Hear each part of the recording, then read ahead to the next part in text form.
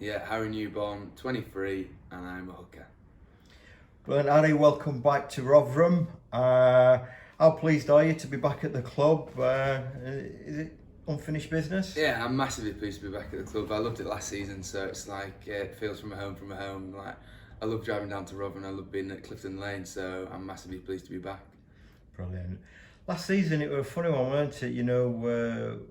How the season turned out after some high hopes at the beginning, and then how the season finished in very unique circumstances. What were your thoughts looking back at that period? Yeah, I know. We had peaks and troughs. At the start of the season, we looked really confident. We played with some really good rugby, and unfortunately, we definitely we dropped off, and we weren't nowhere near good enough around Christmas time. And then things changed. We started looking up, and we started getting results that we needed. So unfortunately, if it was a losing bonus point or a point here, and then we started getting we got a few good 5-pointers, and then obviously what everyone's aware of, COVID turned up, and it changed the league. What no one could foresee, but we put ourselves in a position that it was going to be hard regardless of what happened. So we we didn't peak. We peaked at the start and we performed well, but we didn't continuously carry it on. And I think that was the motto of the season. Like we'd have one good game and one unfortunately poor performance. So it wasn't a very coherent season.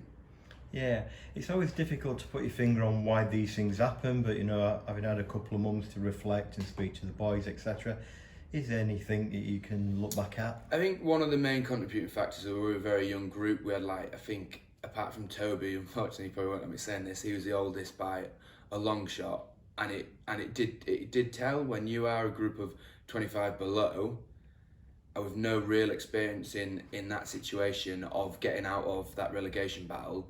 We were always up against it with that situation, unfortunately. Yeah, absolutely.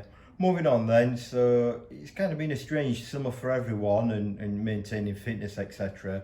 So, how's your fitness, Harry, and what you've been doing to tick over? Yeah, to be fair, I was quite fortunate. Like unlike a lot of people, I wasn't furloughed, so I was working throughout. So my time was consumed by work. So I was quite lucky. So I was able to get out of the house. What was probably a blessing, a blessing in disguise. And then I was looking after a dog at the time, so I had that. But fitness was one of the things. I started doing a bit of road running, started doing a bit of what I had to do just to get on with it. So a lot of running and I'm not doing it as much anymore. But I did it for a bit, and now the gyms are open. I'm pretty happy.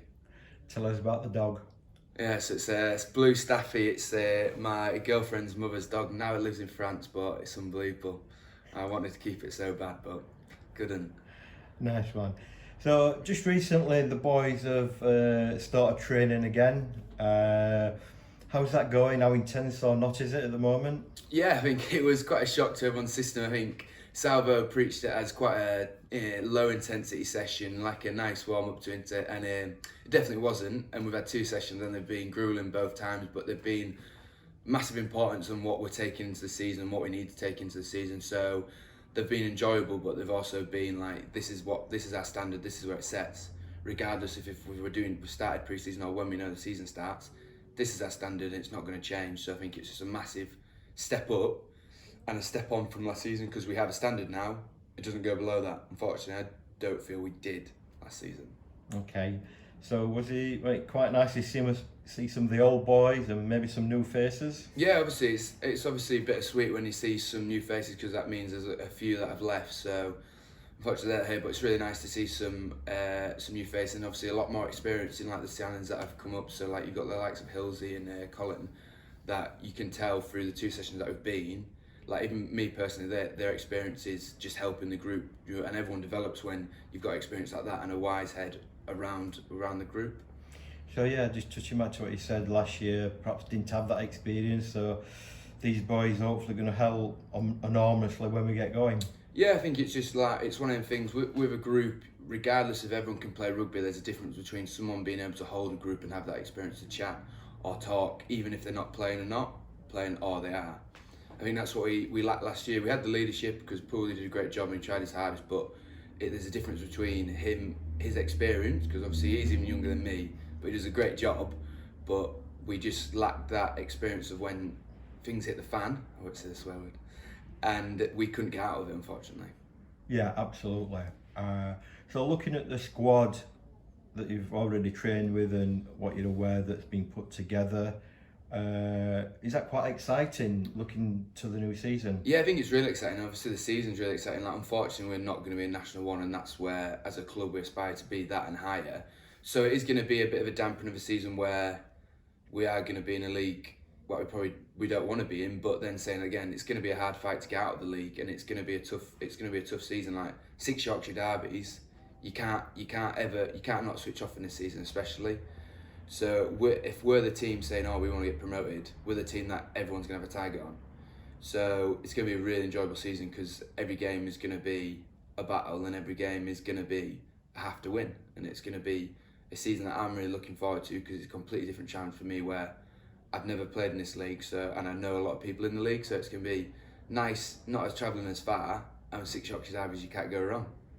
Yeah, just finishing on that, with so many Yorkshire derbies, I'm guessing most of them will want to take Rotherham scalp. It'll be the first time they've either played them or in many years, so there'll be a big arrow on your back every week. Oh yeah, I think that's just set from the off though. It's one of the things. If you say as a club you want ambition, people are going to put a target on your head. It's the same as National One when it's like the likes of Chinna. Everyone has a target on Chinna because they spend the most money. So you go, right, we want to beat them, and we'll show them you don't need a big budget. But I think we'll be the same where we'll be in this National 2 league going, we want to be out of this league. Maybe not saying we're better than you, but we want to be promoted and we want to push ourselves. People are going to challenge us and we're going to have to rise to it. And if we don't, we ain't going to get out of the league. So just finally then, what are the hopes personally for you and as a group? What would you like to achieve this year? I want to get promoted. I want as a group us to get promoted. Never been promoted in any team I've ever played at. I've had 3 seasons now where we've had outcomes that have not been good. And I want a season that we get promoted and I go at the end of the season and go, wow, we won the league, buzzing. Brilliant, that's great. Thanks for talking to us, Harry.